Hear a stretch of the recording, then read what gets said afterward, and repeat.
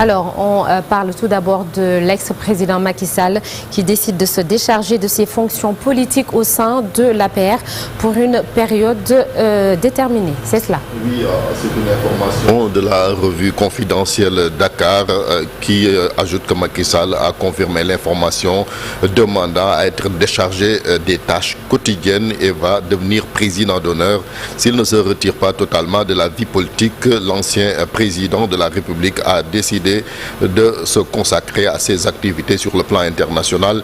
Ainsi, en début d'année 2025, un nouveau congrès devrait consacrer ce changement majeur dans la vie de l'ancien parti au pouvoir. La semaine dernière, selon toujours la revue, un petit comité a été réuni discrètement à la demande de Macky Sall pour travailler dans un schéma avec l'instauration d'un secrétariat permanent pour diriger les activités du parti Sohna Nata.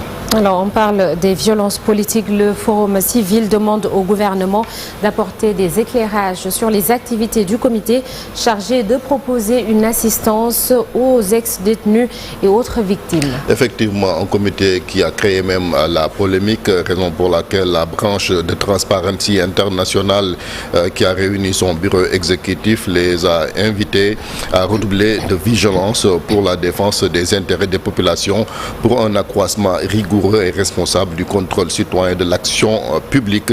C'est pourquoi le Forum civil a demandé, comme vous l'avez dit, au gouvernement d'apporter des éclairages sur les activités du comité chargé de proposer une assistance aux ex-détenus et autres victimes de la période préélectorale créée par arrêté du ministère de la Famille, des Solidarités, donc l'arrêté numéro 017 540 du 30 juillet 2024 publié au journal officiel numéro 7758 du 31 août 2024. Le bureau exécutif du Forum civil Sohna Nata s'est réuni ce week-end à Saly.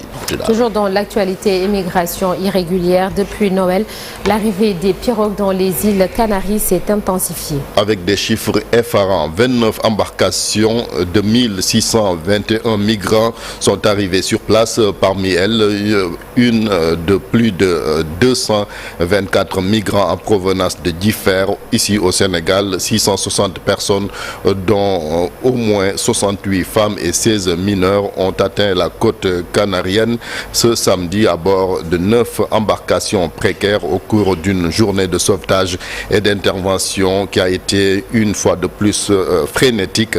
Les chiffres de ce samedi, donc la pirogue de Tenerife n'ayant pas encore été comptabilisée, porte le nombre d'arrivées donc depuis la veille de Noël à 1621 personnes à bord de 29 embarcations, comme on l'a dit. Selon toujours l'agence gouvernementale sur place, on a atteint des chiffres records en matière d'immigration irrégulière, donc avec 46 000 personnes qui sont arrivées sur place depuis le début de cette année 2024. Sohna Nata, on revient au Sénégal avec donc cette initiative de l'association des mécaniciens, une APAS, qui ont décidé donc de réparer des ambulances en panne avec un programme dénommé Zéro ambulance en panne.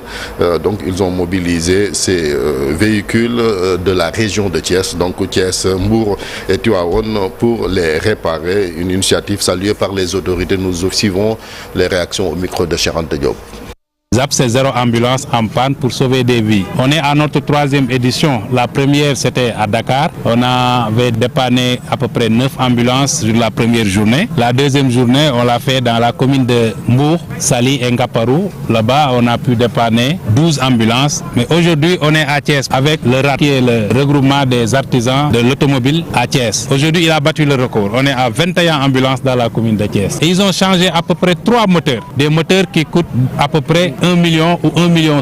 Et l'entretien de tous les ambulances ont été fait. Changement de fil, changement d'huile et des plaquettes aussi. UNAPAS vraiment a vu aujourd'hui le record sur son 3e édition. Et après Thiès, on va partir à Ziguinchor pour la 4e édition, ainsi de suite pour faire le tour du Sénégal. Ce programme a pour mission non seulement de dépanner les ambulances qui sont en panne, mais continue de les maintenir en entretien et de les dépanner de manière systématique. Notre programme prendra en charge avec nos partenaires toutes les pièces de rechange, la réparation, l'entretien et pour maintenir en fonction tous les véhicules d'urgence, notamment les ambulances des districts sanitaires et des hôpitaux. Je voudrais remercier l'UNAPAS de cette très belle initiative qui est à la fois citoyenne et aussi sociale. Réparer des ambulances, c'est protéger des vies, c'est sauver des vies. Et en vérité, c'est ça la vraie politique. La vraie politique, c'est celle-là qui protège la vie, qui développe la vie et qui sauve la vie. Et je pense que l'UNAPAS a posé un très grand